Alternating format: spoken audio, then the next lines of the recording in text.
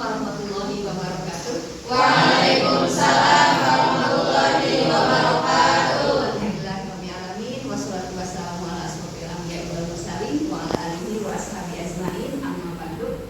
Alhamdulillah di pagi yang cerah ini Ibu bisa bersilaturahim kembali dalam mata kuliah fikih 2 dalam keadaan sehat walafiat. Mudah-mudahan nikmat yang telah Allah berikan kepada Ibu Husna dan para mahasiswa yang hadir hari ini berkah dunia akhirat. Amin. Apa kabar hari ini? Alhamdulillah, luar biasa, Allahu Akbar. Sungguh ceria karena memang sudah lama kita libur ya. Hari masih ya. Baiklah para mahasiswa yang sangat Ibu banggakan, untuk pertemuan hari ini pembahasan kita akan bersama mendiskusikan tentang muharamat ya. Dengan subpokok bahasannya yang pertama adalah perempuan ataupun macam-macam perempuan yang haram dinikah. Yang kedua sebab-sebab haramnya dinikah. Yang ketiga ada pengertian tentang haram mu'abbad dan haram mu'aqqad ya.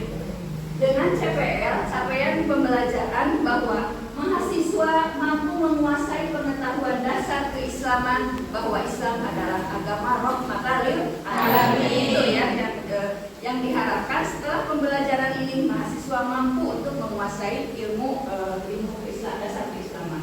Kemudian sub CPNK-nya adalah mahasiswa dapat menguasai pengetahuan dan langkah-langkah dalam mengembangkan pemikiran kritis, logis, kreatif, inovatif, dan sistematik serta memiliki keingintahuan intelektual untuk memecahkan masalah baik di kalangan akademik maupun non akademik. Itu ya. Jadi ada 3 subpokok bahasan yang akan kita bahas hari ini. Namun untuk selanjutnya apa hubungannya perwalian dengan muharamat yang akan kita bahas? Ada yang sudah mengetahui apa itu muharamat? Yakin? Maka Deden apa muharamat? Muharamat. Ya ada apa enggak? Perempuan yang haram dinikahi. Ya. Jadi hari ini adalah akan membahas tentang perempuan yang haram untuk dinikahi. Jadi tidak semua perempuan itu bisa dinikahi. Tidak asal modal cinta, asal hawe bogo ke perempuan. Tapi kan ada urutannya siapa saja yang haram untuk dinikahi. Ada tiga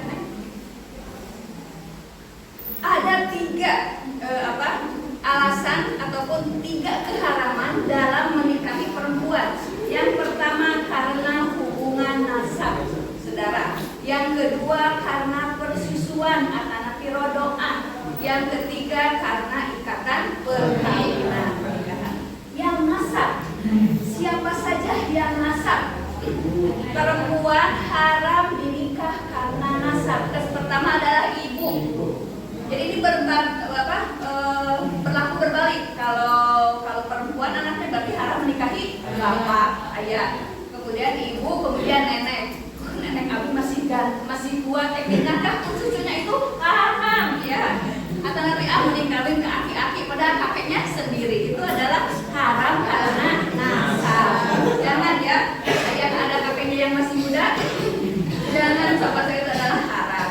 Jadi ibu, nenek atau kalau yang perempuan anaknya berarti bapak sama kakek. Kemudian yang kedua siapa? Saudara perempuan, saudara perempuan kandung.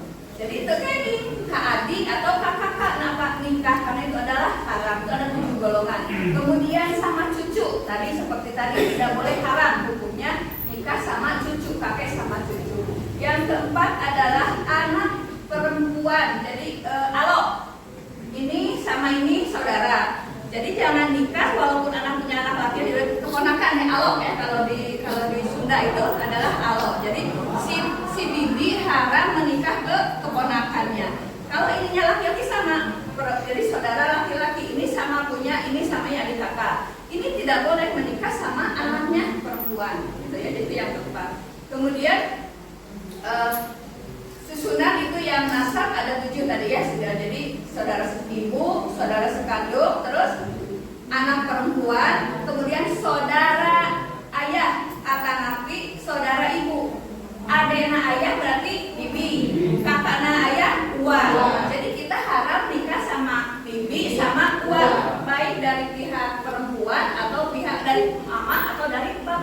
Jadi paman dari mama itu haram sareng uwa dinikah Bu kita ya.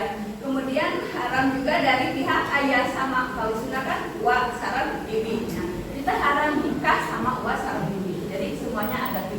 Itu yang haram untuk dinikahi dari nasab. Kemudian yang haram dinikahi karena hubungan susuan. Untuk yang haram dinikah karena persusuan, rodoan itu sama urutannya seperti yang nasab, diharamkan nasab. Nah, jadi haram untuk nasab sama haram dengan persusuan. Ibu berarti ibu persusuan, saudara kandung sepersusuan, gitu ya. Jadi sama. Di dalam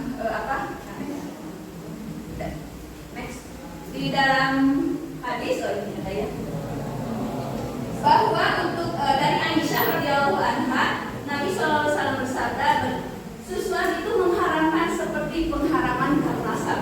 Ini hadisnya muttafaq alaih. Jadi susunan untuk haram nasab sama dengan huruf haramnya dengan persusuan. Kemudian yang perempuan haram karena dinikah, karena ada pernikahan. Ada 4. Yang pertama adalah mertua. Tadinya kan tidak ada, kalau tidak ada perkawinan tidak ada yang disebut dengan mertua. Karena ada mertua, karena ada pernikahan, maka mertua menjadi haram untuk dinikahi. Kemudian anak perempuan, istri atau anak tiri, jika terjadi bapak nikah lagi, si perempuannya bawa anak dari ini, anak dari apa? Dari bapak, istri bapak itu haram dinikah oleh anaknya yang istri bapak, jadi anak tiri ya. Kemudian istri ayah, ibu tiri kita itu haram dinikah untuk 15 menit aja. Untuk dinikahi. Jadi itu ya haram dinikah karena nasab. Yang selanjutnya karena pernikahan ada, kalau karena nasab ada 7, yang karena persusuan sama ada 7, kemudian yang pernikahan karena pernikahan ada 4. Selanjutnya, nah, mengapa diharamkan nikah yang tadi 3 golongan itu? Ini berdasarkan Quran surat An-Nisa ayat 23, bahwa Allah telah mengharamkan atas kamu ibu-ibu kamu. Di ayat 23 ini semua golongan, baik dari nasab, persusuan dan pernikahan. Ini diharamkan. Jadi ini sebabnya diharamkan. Kemudian di kitab Ihya Ulumuddin disebutkan, janganlah kalian menikahi saudara akrab dekatmu karena akan melahirkan keturunan yang lemah fisik dan mental. Jadi ulah nikah tak baraya karena akan terjadi kelahiran fisik dan mentalnya lemah. Itu pengharaman. Jadi ada 2 ya, sebab diharamkannya perempuan yang 3 golongan tadi. Itu bisa dipahami? Ya. Selanjutnya untuk pembahasan yang terakhir dalam dalam muharramat itu ada yang dikatakan haram mu'abbad dan haram mu'aqqad. Haram mu'abbad adalah haram yang selama-lamanya. Ibu tidak ada bekas ibu itu haram selamanya. Dan ada yang haram mu'aqqad, haram sementara. Sementara kalau ada ikatan yang mengikatnya. Contoh yang haram mu'aqqad, seorang istri yang sedang masa idah. Karena ada ikatan idah, maka kita haram untuk menikah. Kalau sudah lepas idahnya itu menjadi halal. Itu contoh 1. Yang kedua, menikahkan 2 saudara, menyatukan. Adina dikawin, lanjutnya dikawin, usai itu haram menikah dihijikeun.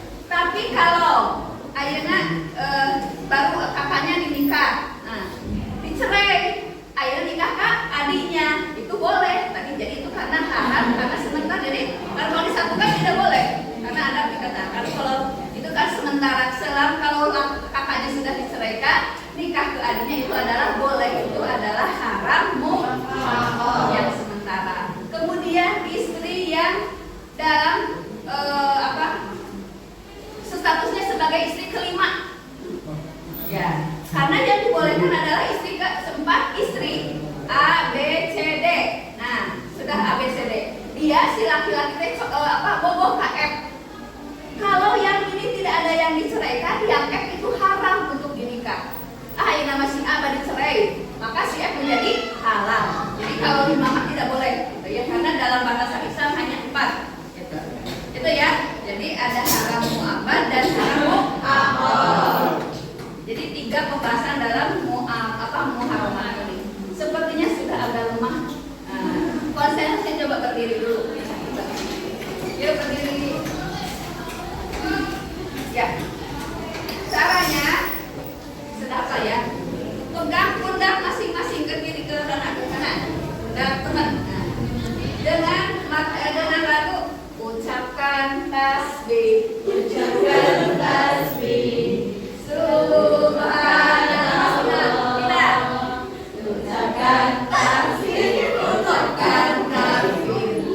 Allahu Akbar. Coba ucapkan tasbih, alhamdulillah.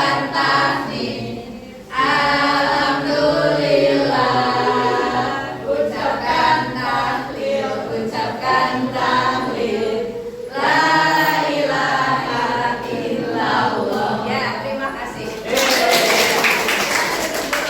Ya, alhamdulillah ya, tidak menungkai. Baik, untuk kesimpulan hari ini dari pemaparan yang telah Ibu sampaikan, jadi muharamat tidak semua perempuan itu bisa dinikahi. Tidak asal modal cinta, tapi harus kubu urutan anak. Cinta kabaraya kadulur jangan, karena itu dari susunan yang ketiga itu akan membatalkan pernikahan. Cinta sebagai sanes ibu.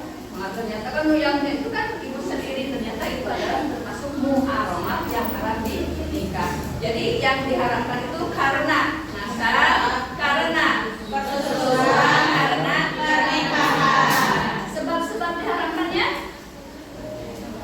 yaitu berdasarkan firman Allah. Kemudian pengertian muharam itu ada yang haram, muhabbat, haram, sementara ya, itu ya pemaparannya. Alhamdulillah.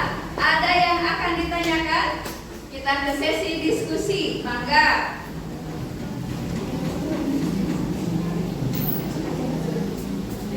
Ya. Kalau sama kan tadi keponakan mah nggak boleh, tapi Iya. kalau sama sepupu boleh. Keponakan sama sepupu sama enggak? Maksudnya kalau kita sama sepupu kita Berarti anak. kan dua. Oh, anak itu kalau anak buah makan yang tidak boleh buahnya ya. Kalau anaknya boleh.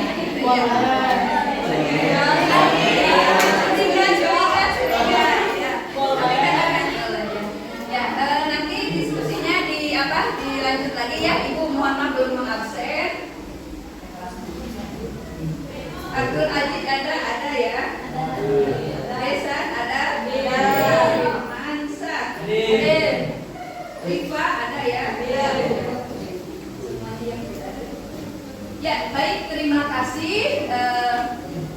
Pemaparan hari ini tentang muharamat telah selesai. Mudah-mudahan ada manfaatnya. Amin. Hati-hati untuk memilih calon istri dan hati-hati untuk memilih calon suami. Ya, dari sini ya, dari sekarang bisi cinta teh kanu ada yang diharamkan. Itu aja dari Ibu. Terima kasih sekali lagi atas perhatian dan kehadirannya. Mudah-mudahan hari ini yang kita bahas bersama bisa menambah pencerahan untuk keilmuan. Amin. Terima kasih dan mohon maaf. Hasbunallahu wa ni'mal wakil. Wassalamualaikum warahmatullahi wabarakatuh.